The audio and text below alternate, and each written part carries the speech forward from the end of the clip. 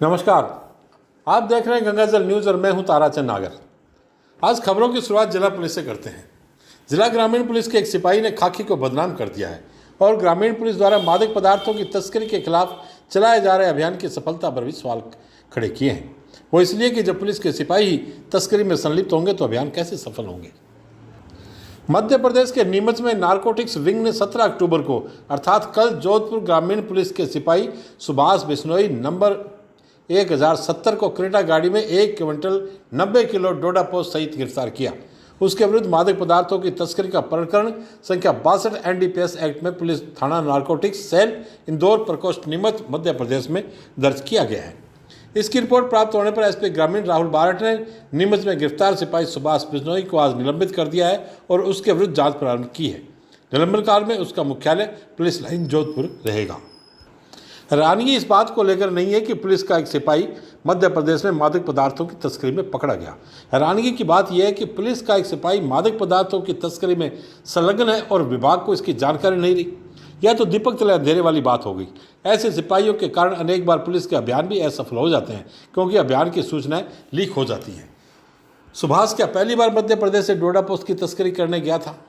यह संभव नहीं है और पुलिस को अपने घर के तस्करों का ही पता नहीं तो बाहर के अपराधियों की जानकारी उसे कितनी होगी, यह भी एक विचारणीय सवाल है। एसपी ग्रामीण ने बताया कि constable Subhash Bishnoi police line Jodhpur में पोस्टेड है तथा वर्तमान में हाईवे मोबाइल बालेश्वर मुख्यालय चौकी सेखाला पुलिस थाना शेरगढ़ में तैनात है।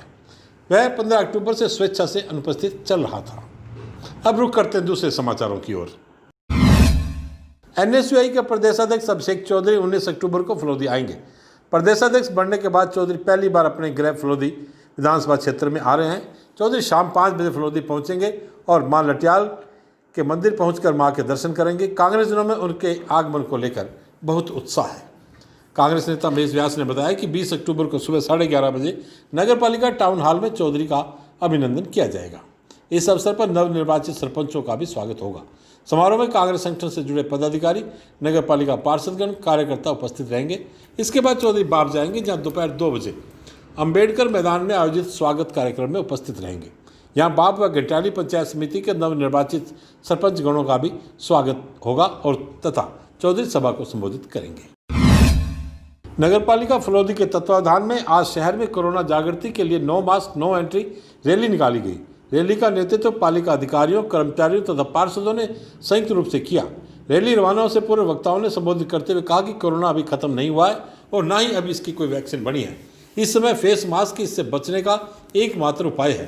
प्रत्येक व्यक्ति को हर समय न केवल स्वयं मास्क पहनना है बल्कि बिना मास्क मिलने वाले व्यक्ति को भी मास्क पहनने के लिए प्रेरित करना है। वर्तमान में कोरोना से मृत्यु दर में कमी आई है लेकिन इसे हल्के में लेने की आवश्यकता नहीं है। मास्क और सोशल डिस्टेंसिंग इससे बचने का एकमात्र उपाय है। ईओ अनिल कुमार बिश्नोई ने कहा कि इस समय आम आदमी को मास्क की बहुत आवश्यकता है, इसलिए भामाशाह और सामाजिक संस्थाओं को आगे आकर जरूरतमंदों को मास्क पहुंचाने में सहयोग करना चाहिए। नगरपालिका फलोदी को 20,000 मास्क वितरण का लक्ष्य प्राप्त है, जिसके तहत आज तक पालिका द्वारा 2,970 मास्क वितरित किए गए हैं तथा और भी किए जा रहे हैं। आज रैली के दौरान मास्क वितरण के साथ पंपलेट भी बांटे गए और पोस्टर भी चिपकाए गए। रैली नई सड़क, कचहरी रोड, स्टेशन रोड, बिजली घर रोड आदि क्षेत्रों में पैदल चलने वाले बिना मास्क लोगों को मास्क वितरण किए। जागरूकता रैली में ईओ अनिल कुमार बिश्नोई, नेता प्रतिपक्ष रमेश थानवी, पार्षद सत्यनारायण गुचिया, अशोक बोरा, रेहाना बानो, यशपाल कोठारी, गोपाल सिंह, अनामिका, नरेंद्र सिंह शेखावत, ओम प्रकाश सोनी, मुकेश प्रजापत के अलावा जनप्रतिनिधि कृष्णलाल साहू खां, पालिका कर्मचारी सुरेश व्यास नूनसा, प्रेम गुचिया, अशोक छंगानी, गणेश प्रसाद थानवी, ओम प्रकाश मोची, मनोज व्यास, रमेश बोहरा, देवाशीष दवे व उनकी टीम शामिल थे।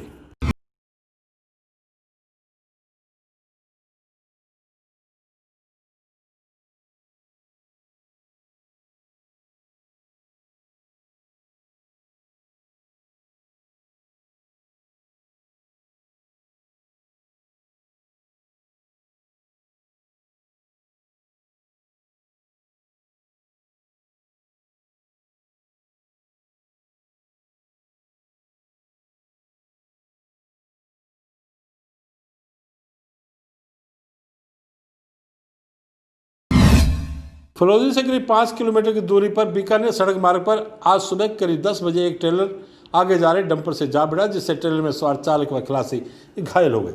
देर शाम तक पुलिस थाना में मुकदमा दर्ज नहीं हुआ था। चश्मदीदों ने बताया कि डंपर अपनी गति से जा रहा था, तभी पीछे से आ रहे ट्रेलर ने डंपर के पीछे टक्कर मारी, जिससे ट्रेलर में सवार चालक व खलासी घायल हो गए। दोनों घायलों प्रदीप सिंह व हरजिंदर सिंह को सरकारी अस्पताल में भर्ती करवाया गया, जहां प्राथमिक उपचार के बाद दोनों को छुट्टी दे दी गई। राजस्थान राज्य ब्रिज कॉर्पोरेशन ने फलोदी में बने अंडर ब्रिज में लगी ड्रेन गिल को ठीक करवा दिया है। इससे अब ड्रेन गिल के कारण वाहनों के दुर्घटनाग्रस्त होने की आशंका नहीं के बराबर हो गई है। लेकिन हम विभागीय अधिकारियों का ध्यान इस ओर दिलाना चाहते हैं कि जब काम में स्पष्टता नहीं हो तो एक समस्या के समाधान के साथ दूसरी समस्या पैदा हो जाती है, जैसा कि ड्रेन गिल के मामले में हुआ है। अधिकारियों ने अगर यहाँ से गुजरते हुए इस ओर ध्यान दिया होता या ग्रिल को लगाने वाले जरा सा भी बुद्धि का उपयोग कर लेते तो हमें यह दिखाने की आज आवश्यकता नहीं होती। टूटी हुई ग्रिल में सरिये लगाने के लिए इसे निकाल कर ले जाया गया और सरिये लगाने के बाद वापस यहाँ लाकर रख दिया गया, लेकिन इसे अच्छी तरह फिट नहीं किया गया। सही प्रकार से नहीं लगाए जाने के कारण हालत यह है कि जब भी कोई वाहन इन ग्रिल के ऊपर से गुजरता है तो ग्रिल उछलती है और इतनी कान फड़ू आवाज़ आती है कि आदमी के सिर में थोड़ा सा लगता है। सारा दिन इस ब्रिज से हज़ारों वाहन गुजरते हैं और ग्रिल से ऐसी कर्कश ध्वनि निकलती है। उस समय यदि कोई पैदल व्यक्ति ब्रिज से गुजर रहा हो तो निश्चित वह कानों में अंगुलियाँ डाल लेगा। मतलब कि लापरवाही की हद है। पानी निकासी के लिए दोनों ओर दो ग्रिल लगी हुई है और तकरीबन सभी की यही हालत है। जब अनेक वाहन एक साथ आगे पीछे दोनों ओर से गुजरते हैं तो कितना शोर होता है, आप इसका अंदाज़ा लगा सकते हैं। एक बात और, अंडरब्रिज में दोनों ओर 6 लाइटें लगी हुई हैं, लेकिन अम्बेडकर सर्किल की दिशा में लगी केवल 2 लाइट ही जलती है और यह दिन में भी जलती रहती है, जबकि रात के समय अन्य लाइटें नहीं जलती। ब्रिज अंधेरे में डूबा रहता है। क्या जरूरी है कि समस्याओं का समाधान मीडिया की सुर्खियां बनने के बाद ही किया जाए? ऐसी समस्याएं हैं जो जानबूझकर पैदा की गई लगती हैं। लाइटें लगने के बाद भी नहीं जलना क्या बताता है? मेघवाल समाज शिक्षण संस्थान की वार्षिक बैठक आज संस्थान परिसर में अध्यक्ष ज्ञानचंद जयपाल की अध्यक्षता में हुई। बैठक में वर्ष 2019-20 के आय व्यय की पुष्टि, सदस्यों से आजीवन एवं वार्षिक सदस्यता शुल्क लेने, भवन निर्माण के लिए नक्शा तैयार करने, वर्ष 2021 के लिए बजट का निर्धारण करने, ग्राम स्तर से भवन निर्माण के लिए जन सहयोग एकत्रित करने, इनकम टैक्स रिटर्न भरने के लिए ऑडिटर की नियुक्ति आदि विषयों पर विचार विमर्श कर रणनीति बनाई गई। बैठक में पूर्व प्रधान माणक लाल मेघवाल, चेतन मेघवाल, खीमराज गोगलू, रावतराम जयपाल, एडवोकेट गोवर्धन जयपाल, बद्रीराम जयपाल, भोमाराम, सरपंच केशुराम जयपाल, बालाराम चौहान, ओमाराम, श्रवण जयपाल, अशोक कुमार मेघवाल, छगन जयपाल, गंगाराम, एडवोकेट किशन मेघवाल, नवलाराम, घेवराम, भंवरलाल पंवार, लीलाधर, रूपाराम, नारायण राम सेजू, उत्तमाराम, अमोलक राम, अभिमन्यु, गोगलू, श्रवण कुमार, चतुर्भुज लीलर, गिरधारी राम पलीना सहित कई गणमान्य नागरिक उपस्थित थे। अंत में अध्यक्ष ज्ञानचंद जयपाल ने आभार व्यक्त किया।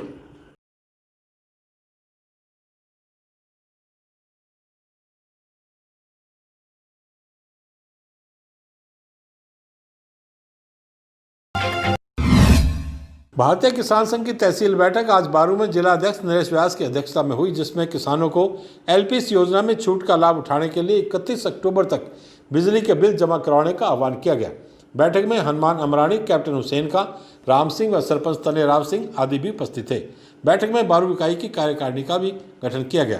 कार्यकारिणी में अध्यक्ष भगवान सिंह, भौम सिंह उपाध्यक्ष, मंत्री रामचंद्र, सह मंत्री गणेश महाराज व कोषाध्यक्ष किशन सिंह को लिया गया है। इनके अलावा 19 कार्यकारिणी सदस्य लिए गए हैं। आज बस इतने समाचार। कल फिर आपसे मुलाकात होगी। तब तक के लिए मुझे दे आगे। धन्यवाद। शुभ रात्रि।